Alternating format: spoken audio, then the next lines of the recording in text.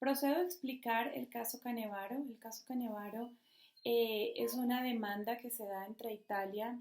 Italia demanda al Estado de Perú. En este caso lo hizo en nombre de Rafael Canevaro, que era una persona peruana de nacimiento, pero italiana por naturalización. En este caso, Perú objetó la demanda de Italia, argumentando que Canevaro era peruano y que su vínculo de sangre era mucho más fuerte con el Perú que con el país que le había otorgado la nacionalidad por naturalización, es decir, que con Italia. Y en este sentido, entonces, aplicó el test de la nacionalidad efectiva. En este caso, la Corte Permanente de Arbitraje aceptó la argumentación peruana sobre la base que en dichas circunstancias, independientemente del estatus de Canevaro en Italia, el gobierno peruano tenía el derecho de considerarlo ciudadano peruano y de negar el estatus como demandante, dado que se había demostrado que el señor Canevaro residía en el Perú y había vivido toda su vida en el Perú, por lo tanto su lazo era mucho más fuerte con este estado que con el estado de Italia.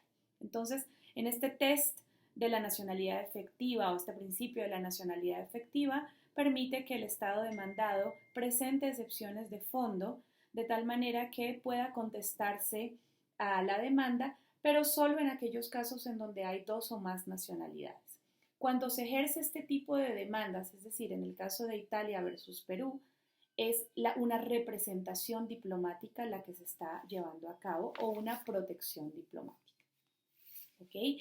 De igual manera, pasa algo similar con el caso Flenheimer. El caso Flenheimer es donde Italia demanda a Estados Unidos.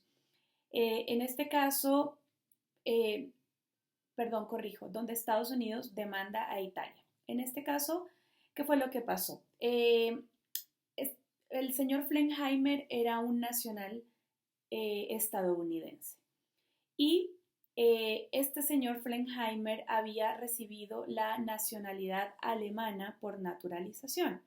En este caso, entonces, Estados Unidos decidió llevar a cabo la demanda, decidió demandar a Italia en nombre de su nacionalidad.